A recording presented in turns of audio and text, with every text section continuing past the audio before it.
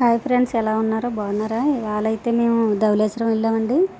అక్కడ బ్రిడ్జ్ అది చూడడానికి మొత్తం ఎక్కువ ఫ్లోటింగ్ ఎక్కువగా ఉందన్నారు. అందుకని ధవళేశ్వరం వెళ్ళి అక్కడ చూసామండి. వాటర్ ఫుల్గా ఉందండి, చాలా హైట్గా ఎక్కువగా ఉందండి వాటర్.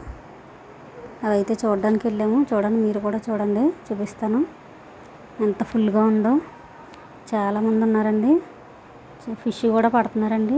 ఎక్కువగా ఫిష్లు పట్టే వాళ్ళు ఎక్కువగా ఉన్నారు అక్కడ. చాలామంది చూస్తున్నారండి. మేము చూడడానికి వచ్చాము ఎలా ఉందని. ధవళేశ్వరం అయితే చాలా ఫుల్గా ఉందండి వాటర్ ఫ్లోటింగ్. మీరు కూడా చూడండి, చూపిస్తాను. చూసారా ఎంత ఫుల్గా ఉందో? వాటర్తో ఫుల్ అయిపోయిందండి మొత్తం ధవళేశ్వరం అంతాను. నాకైతే కొద్దిగా ఒక్క నిమిషం భయం అనిపించింది అంత వాటర్ చూశాక.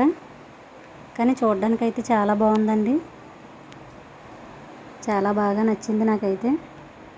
కొద్ది భయం వేసినా ధైర్యంగా చూసాము. చూసారా ఎంత ఫుల్గా ఉందో వాటర్. ఇది మీకు చూపిద్దామని పెట్టానండి ఈ వీడియో. చాలా బాగుందండి. నేచర్ చూసారా ఎంత పచ్చగా ఉందో అక్కడ. ధవళేశ్వరం అంతా చాలా బాగుందండి. ఇక్కడైతే చేపలు అమ్ముతారండి. అక్కడ బ్రిడ్జి దగ్గర చేపలు పడుతున్నారు కదా, అవైతే ఇక్కడ చేపలు అమ్ముతారండి. పడవలు చూసారా, బోల్డెన్ పడవలు ఉన్నాయండి అక్కడ.